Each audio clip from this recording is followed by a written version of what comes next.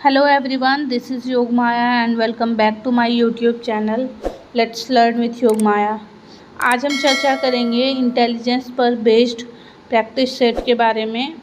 50 questions हम solve करने वाले हैं। ये जो है क्वेश्चंस आपके एग्ज़ाम पर्पस से, चाहे वो यूजीसी नेट पेपर 1 की बात हो या फिर यूजीसी नेट पेपर 2 की बात हो, एजुकेशन पेपर या फिर सीटेट के एग्ज़ाम हो, सभी परीक्षाओं में इम्पॉर्टेंट रोल निभाएंगे। तो चलिए स्टार्ट करते हैं। क्वेश्चन नंबर 1, बुद्धि अमूर्त विचारों के संदर्भ में सोचने की योग्यता है, यह कथन किसके द्वारा दी गई है? एल.एम. टर्मन द्वारा, वुडवर्थ द्वारा, काल्विन द्वारा, स्टर्न द्वारा। तो यह कथन दिया गया है एल.एम. टर्मन द्वारा। अगला प्रश्न है, निम्नलिखित में से क्या बुद्धि की एक परिभाषा नहीं है? बुद्धि ज्ञान अर्जन करने की क्षमता है। बुद्धि कार्य करने की एक विधि है। सत्य तथा असत्य के दृष्टिकोण से उत्तम प्रक्रियाओं की शक्ति ही बुद्धि है। राजनीतिक, सामाजिक, आर्थिक शक्ति प्राप्त करने के लिए प्रयुक्त उक्ति ही बुद्धि है। तो जो है बुद्धि की परिभाषा क्या नहीं है? तो आंसर होगा ऑप्शन डी, राजनीतिक, सामाजिक एवं आर्थिक शक्ति प्राप्त करने के लिए प्रयुक्त उक्ति ही बुद्धि है, ये उसकी परिभाषा नहीं है। क्वेश्चन नंबर 3, बुद्धि का एक कारक सिद्धांत निम्नलिखित में से किसने दिया है? आप जानते हैं कि बुद्धि का एक कारक सिद्धांत अल्फ्रेड बिने द्वारा दिया गया है। बुद्धि का द्विकारक सिद्धांत क्या है? बुद्धि का द्विकारक सिद्धांत क्या कहता है कि सभी प्रकार की मानसिक क्रियाओं में 2 प्रकार की मानसिक योग्यताओं की आवश्यकता होती है। प्रथम सामान्य तथा द्वितीय विशिष्ट मानसिक योग्यता। यानी कि बुद्धि के द्विकारक सिद्धांत में जनरल जो है फैक्टर और स्पेशल फैक्टर जो है 2 ही चीज़ों की बात की गई है, जी फैक्टर और एच फैक्टर। क्वेश्चन नंबर 5 पे चलते हैं। बहुकारक सिद्धांत निहितार्थ है सिवाय। बहुकारक सिद्धांत किसके उसका अर्थ ये सब है, किसको छोड़कर? आंसर ए, संवेगात्मक बुद्धि लब्धि से संबंधित नहीं है। संवेगात्मक बुद्धि बुद्धि लब्धि से संबंधित नहीं है।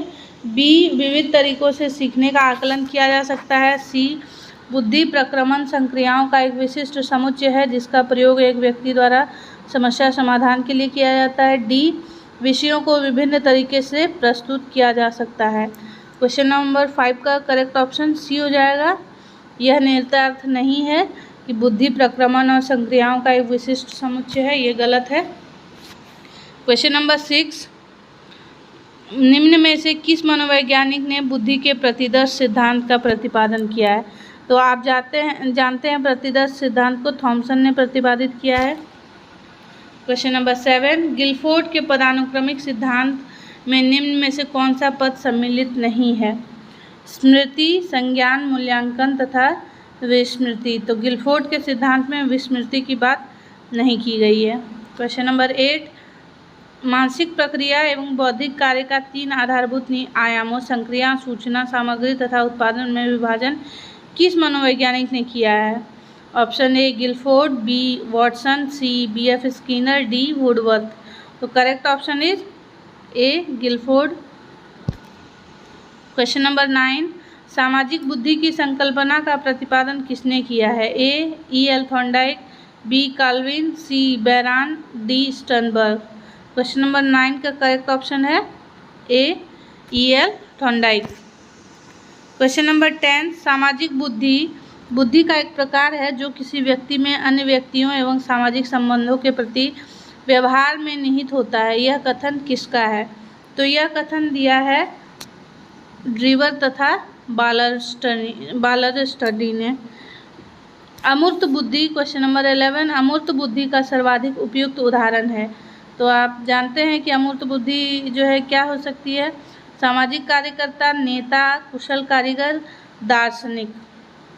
आप जानते हैं अमूर्त बुद्धि का अर्थ हुआ कि वैसी बुद्धि जो प्रत्यक्ष रूप से वह नहीं दिखा रहा है। अगर नेता जो है अपनी बुद्धि का इस्तेमाल करता है तो वह अच्छा प्रवक्ता होता है, वह अच्छे तरह से लोगों को प्रभावित कर सकता है और नेतृत्व की भावना होती है जो कि जो है परिलक्षित होती है।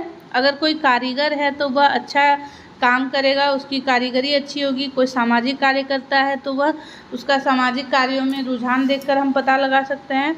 लेकिन दार्शनिक का जो विचार होता है यह संसार और जो है सूक्ष्म और स्थूल चीज़ों के बीच वह अंतर कर पाता है। उसकी बुद्धि जो है पूर्ण रूप से परिलक्षित नहीं होती है, इसलिए दार्शनिक जो है वो अमूर्त बुद्धि का उपयुक्त उदाहरण है। क्वेश्चन नंबर 12, इमोशनल इंटेलिजेंस नामक पुस्तक के लेखक कौन है? आप जानते हैं कि इमोशनल इंटेलिजेंस को लिखा है गोलमैन ने, है ना। क्वेश्चन नंबर 13, निम्न में से कौन सा आलोचनात्मक दृष्टिकोण बहुबुद्धि सिद्धांत से संबंधित नहीं है? क्वेश्चन नंबर 13, ऑप्शन ए यह शोध रहित नहीं है। बी, विभिन्न बुद्धियां भिन्न भिन्न विद्यार्थियों के लिए भिन्न पद्धतियों की मांग करती है। सी, प्रतिभाशाली विद्यार्थी प्रायः किसी एक क्षेत्र में ही अपनी योग्यताएं प्रदर्शित करते हैं। डी, इसका कोई अनुभवात्मक आधार नहीं है। तो 13 का करेक्ट ऑप्शन हो जाएगा सी, प्रतिभाशाली विद्यार्थी प्रायः एक क्षेत्र में ही अपनी योग्यताएं दिखाए होते हैं। यह बुद्धि के सिद्धांत से कोई इसका नाता नहीं है। क्वेश्चन नंबर 14, जो बुद्धि सिद्धांत बुद्धि में सम्मिलित मानसिक प्रक्रियाओं जैसे पारा घटक और बुद्धि द्वारा लिए जा सकने वाले विविध रूपों जैसे सृजनात्मक बुद्धि को सम्मिलित करता है वह है, तो वह फैक्टर क्या है? स्टर्नबर्ग का त्रितंत्र सिद्धांत जो है उसके द्वारा यह हम जानते हैं। क्वेश्चन नंबर 15, स्टर्नबर्ग के त्रितंत्र सिद्धांत के अनुसार निम्न में से क्या मानव बुद्धि तत्वों में सम्मिलित नहीं है? तो कूट संकेतन सम्मिलित है, अनुक्रिया सम्मिलित है, उपयोग सम्मिलित है, तो क्या सम्मिलित नहीं है? समीक्षा। तो करेक्ट ऑप्शन इज डी, है ना। क्वेश्चन नंबर 16 पे चलते हैं। घटक उप सिद्धांत के अनुसार निम्न में से किसका संबंध प्रत्यक्षण, संप्रत्ययन एवं पहचान से है? तो घटक का जो उप सिद्धांत है उसके अनुसार निष्पादन जो है घटक नहीं है, ठीक है। इसका संबंध जो है प्रत्यक्षण, संप्रत्ययन और पहचान से है। क्वेश्चन नंबर 17, वर्ष 1983 में बहुबुद्धि सिद्धांत का प्रतिपादन किसने किया? आप जानते हैं बहुबुद्धि सिद्धांत के प्रणेता थे हावर्ड गार्डनर। हावर्ड गार्डनर के बहुबुद्धि सिद्धांत में किस प्रकार की बुद्धि का वर्णन नहीं किया गया है? उन्होंने जो है गार्डनर ने 9 प्रकार की बुद्धि बतलाई है। भारत के करिकुलम के अनुसार 8 प्रकार की बुद्धि है, जिसमें से क्या सम्मिलित नहीं है? कलात्मक बुद्धि, है ना। क्वेश्चन नंबर 19, तार्किक गणितीय बुद्धि किस सिद्धांत से संबंधित है? आप जानते हैं कि तार्किक गणितीय बुद्धि द्विकारक सिद्धांत में इसकी चर्चा की गई है। क्वेश्चन नंबर 20, किस बुद्धि का प्रयोग अंतरिक्ष यात्रा के दौरान किया जाता है? तो अंतरिक्ष यात्रा के दौरान स्थानिक बुद्धि का प्रयोग किया जाता है। क्या सुमेलित नहीं है?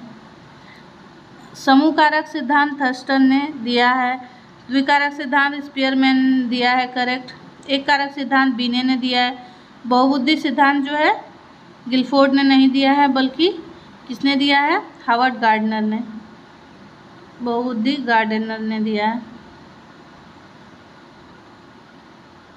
तो ये सुमेलित नहीं है। क्वेश्चन नंबर 22, फ्रांसीसी मनोवैज्ञानिक अल्फ्रेड बीने व उसके साथी साइमन ने बुद्धि के मापन के आधार के लिए किसे सर्वाधिक उपयुक्त माना है? बच्चों की रुचि को, बच्चों की शारीरिक क्षमता को, बच्चों की निर्णय, स्मृति एवं तर्क जैसी मानसिक योग्यताओं को? उपरोक्त में से कोई नहीं। तो उन्होंने आधार माना है बच्चों की निर्णय, स्मृति एवं मानसिक योग्यताओं को। क्वेश्चन नंबर 23, हावर्ड गार्डनर का बुद्धि सिद्धांत किस बात पर बल देता है? तो जो है सामान्य बुद्धि पर, प्रत्येक व्यक्ति की विलक्षण योग्यताओं पर, विद्यालय में आवश्यक सामान्य योग्यताओं पर, शिक्षार्थी में अनुबंधित कौशलों पर। तो जो है हावर्ड गार्डनर का बुद्धि सिद्धांत कहता है कि प्रत्येक व्यक्ति में विलक्षण योग्यताएं होती हैं जो एक दूसरे से उन्हें भिन्न बनाती हैं। क्वेश्चन नंबर 24, निम्न में से क्या स्टर्नबर्ग का बुद्धि का त्रिस्तरीय सिद्धांत का एक रूप है? व्यवहारिक बुद्धि, प्रायोगिक बुद्धि, संसाधनपूर्ण बुद्धि, गणितीय बुद्धि। तो स्टर्नबर्ग की बुद्धि का त्रिस्तरीय सिद्धांत का एक रूप है व्यवहारिक बुद्धि। क्वेश्चन नंबर 25, बहुबुद्धि सिद्धांत को वैध नहीं माना जा सकता क्योंकि यह सभी 7 बुद्धियों को समान महत्व नहीं देता, यह सर्वाधिक महत्वपूर्ण सामान्य बुद्धि जी के अनुकूल नहीं है, यह केवल अब्राहम मैस्लो के अनुभवात्मक अध्ययन पर आधारित है, विशिष्ट बुद्धि परीक्षण के अभाव में विभिन्न बुद्धियों का मापन संभव नहीं है। तो करेक्ट ऑप्शन आपका हो जाएगा डी। क्वेश्चन नंबर 26, इनमें से कौन सा त्रितंत्रीय सिद्धांत में व्यवहारिक बुद्धि का अभिप्राय नहीं है? पर्यावरण के साथ अनुकूलन करना, पर्यावरण का पुनः निर्माण करना, केवल अपने विषय में व्यवहारिक रूप से विचार करना, इस प्रकार का पर्यावरण का चयन करना। तो करेक्ट ऑप्शन इज केवल अपने विषय में व्यवहारिक रूप से विचार करना अभिप्राय नहीं है। क्वेश्चन नंबर 27, गार्डनर का बुद्धि सिद्धांत विद्यालयों में लागू करने का प्रयास किस बिंदु पर ध्यान केंद्रित करता है? पाठ्यक्रम पर और निर्देश पर, दोनों पर ही ध्यान केंद्रित करता है। नैसर्गिक बुद्धि या प्राकृतिक बुद्धि का वर्णन किस मनोवैज्ञानिक ने किया है? तो इसकी चर्चा की है हावर्ड गार्डनर ने। क्वेश्चन नंबर 29, निम्न में से कौन सा तत्व बुद्धि के निर्धारण में सहायक है? वंशानुक्रम, वातावरण या दोनों? आप जानते हैं जो है बुद्धि के निर्धारण में दोनों का ही जो है योगदान होता है। बुद्धि लब्धि का सूत्र क्या होता है? हमने आपसे इस बारे में डिस्कस भी किया है। तो यह है मानसिक आयु बटा जो है तैथिक आयु या कालानुक्रमिक आयु गुना 100 मेंटल एज डिवाइडेड बाय क्या होता है इसका फॉर्मूला? यहाँ लिखती हूँ MA बाय CA इंटू 100, है ना। क्वेश्चन नंबर 31, यदि किसी बालक की मानसिक आयु 12 वर्ष है और वास्तविक आयु 10 वर्ष है तो उसकी बुद्धि लब्धांक कितना होगा? तो आप इसको कैलकुलेट भी कर सकते हैं। जैसे कि देख लीजिए उसकी मानसिक MA है 12, इसको सॉल्व करके देख सकते हैं। MA है 12 और जो है क्रोनोलॉजिकल एज है 10 इंटू 100, 1010 कट निकला 120, तो उसकी मानसिक आयु है बुद्धि लब्धि है IQ हो जाएगा 120। क्वेश्चन नंबर 32, यदि किसी छात्र का बुद्धि लब्धांक 125 से अधिक है तो वह बच्चा होगा। तो आप जानते हैं कि 120 से अधिक जो है बुद्धि लब्धि वाले बच्चों को श्रेष्ठ बुद्धि के बच्चे माना जाता है। 16 वर्षीय बच्चा बुद्धि लब्धि परीक्षण में 75 अंक प्राप्त करता है, उसकी मानसिक आयु क्या होगी? तो आप इसको भी जो है कैलकुलेट करके निकाल सकते हैं।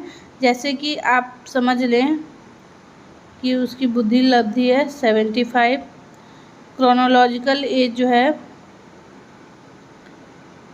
मेंटल एज नहीं पता है, ये है X बाय क्रोनोलॉजिकल एज है 16 इंटू 100, यहाँ के डिवाइडेड बाय 100 हो जाएगा।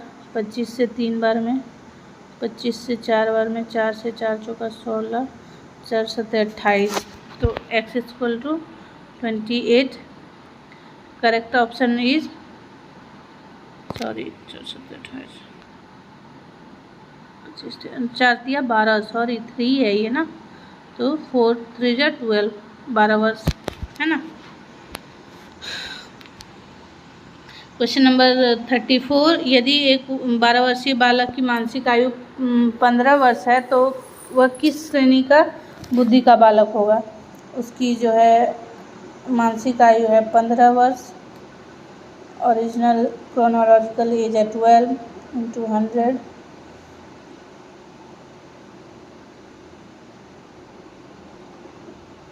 4 3 12, 25, 25 गुना 15 बटा 3 से 3 25 15, 25 25 125, तो यानी कि 125 उसका IQ आया, जो कि 120 से ये ज़्यादा है, तो वह बच्चा होगा श्रेष्ठ बुद्धि वाला। Option A is correct. Question number 35, समस्या समाधान का अर्थ होता है बाधाओं को दूर करने तथा लक्ष्यों की ओर पहुंचने के लिए चयन प्रक्रियाओं का उपयोग करना। यह कथन किससे संबंधित है? तो यह कथन संबंधित है बिंटिंग एवं विलियम से संबंधित। क्वेश्चन नंबर 36, निम्न में से कौन सी अवस्था मैटलिन के अनुसार समस्या समाधान की प्रमुख अवस्था है? तो जो है मैटलिन के अनुसार लक्ष्य अवस्था भी है, नियम है, लक्ष्य अवस्था है, 2 बार रिपीट किया गया है, ये सभी। तो करेक्ट ऑप्शन इज ये सभी। क्वेश्चन नंबर 37, समस्या का तादात्म्यीकरण समस्या समाधान की किस अवस्था की क्रिया है ना? 37 का करेक्ट ऑप्शन हो जाएगा तैयारी अवस्था। निम्न में से किसके अनुसार प्रतिमाओं, प्रतीकों, संप्रत्ययों एवं नियमों के मध्यस्थ इकाइयों की मानसिक जोड़ तोड़ का चिंतन कहा जाता है ना? सिल्वरमैन द्वारा है ये चीज़ या फिर कागन द्वारा? ए और बी दोनों द्वारा ये दिया गया है कंसेप्ट। क्वेश्चन नंबर 39, निम्न में से कौन सा एक यथार्थवादी चिंतन का भाग है? अभिसारी चिंतन, सृजनात्मक चिंतन, आलोचनात्मक चिंतन या ये सभी? तो 39 का करेक्ट ऑप्शन हो जाएगा ये सभी, क्योंकि ये सभी जो हैं तीनों प्रकार के चिंतन जो हैं यथार्थवादी चिंतन है। क्वेश्चन नंबर 40, निम्न में से कौन सा समालोचनात्मक चिंतन का मुख्य साधन है? प्रतिमा, भाषा, संप्रत्यय, ये सभी हैं। ब्रूनर के अनुसार शिशु अपनी मानसिक अनुभूतियों को किस प्रकार नहीं दर्शाता है? दृश्य, प्रतिमा, निष्क्रियता, सांकेतिक या सक्रियता? तो आप जानते हैं ब्रूनर के अनुसार 3 स्टेजेस हैं जो है आइकॉनिक, एक्टिव और एक और है सिंबॉलिक। तो निष्क्रियता जो है यह सम्मिलित नहीं है। क्वेश्चन नंबर 42, निम्न में से किसके अनुसार मेटा संज्ञान से तात्पर्य संज्ञानात्मक परिघटनाओं के बारे में संज्ञान होता है? तो ऐसा किसने कहा है? ऐसा कहा है जॉन फ्लेवेल ने। क्वेश्चन नंबर 43 पे चलते हैं। प्रेस्ली, बोरकोवस्की तथा स्कर्निडर ने अपने शोधों के आधार पर किस मेटा संज्ञानात्मक मॉडल का निर्माण किया? तो उन्होंने निर्मित किया था उत्तम सूचना संसाधन मॉडल का। क्वेश्चन नंबर 44, किसी नई वस्तु का पूर्ण या आंशिक उत्पादन सृजनात्मक है, यह कथन किसका है? तो यह कथन दिया गया है स्टेनगर और कार्वोस्की द्वारा। क्वेश्चन नंबर 45, सृजनात्मक प्रक्रिया के किस सोपान में व्यक्ति अस्पष्टता, अनिश्चितता तथा संभ्रांति के विषय में अपने निर्णय को कार्य रूप देने की इच्छा करता है? क्वेश्चन नंबर 45 का करेक्ट ऑप्शन हो जाएगा निर्णय सुसाध्य करने की इच्छा। क्वेश्चन नंबर 46, सृजनात्मकता को मापने के लिए प्रसिद्ध मनोवैज्ञानिक टॉरेंस ने 1566 में एक परीक्षण का निर्माण किया। इस परीक्षण को 2 भागों थे, शाब्दिक और आकृतिक भाग। निम्न में से क्या शाब्दिक भाग का उपभाग है? असाधारण उपयोग, उत्पादन और उन्नति, ए और बी दोनों, इनमें से कोई नहीं। तो ये दोनों ही उसके उपभाग हैं, असाधारण उपयोग और उत्पादन और उन्नति। क्वेश्चन नंबर 47, बुद्धि के नवीन पर्यावरण के साथ समायोजन की योग्यता है। बुद्धि के संदर्भ में निम्न में से कौन सा कथन सत्य है? 1, बुद्धि नवीन पर्यावरण के साथ समायोजन की योग्यता है। बुद्धि सीखने की योग्यता है। बुद्धि अमूर्त चिंतन की योग्यता है। तो करेक्ट ऑप्शन इज डी, बुद्धि जो है अमूर्त चिंतन की योग्यता है। 48 नंबर क्वेश्चन, निम्न कथनों पर विचार कीजिए। बुद्धि के द्विकार्य के सिद्धांत को स्पीयरमैन ने प्रस्तुत किया। इनका विचार था कि प्रत्येक व्यक्ति में कुछ विशिष्ट योग्यताएं नहीं होती हैं। ऑप्शन 3, प्रथम सामान्य मानसिक योग्यता जैसी कोई चीज़ नहीं होती है। तो इसके अनुसार जो सत्य है वो है, इनका विचार था कि प्रत्येक व्यक्ति में कुछ विशिष्ट योग्यताएं, बुद्धि के द्विकार्य के सिद्धांत स्पीयरमैन ने दिया उसके बाद 1 और 3। Correct option is B. Question number 49 matching है। 49 में बहुकारक सिद्धांत किसने दिया, समूह तत्व सिद्धांत किसने दिया, प्रतिदर्श और पदानुक्रमिक सिद्धांत किसने दिया। तो जो है बुद्धि का बहुकारक सिद्धांत जो दिया है वो दिया है थॉर्नडाइक ने।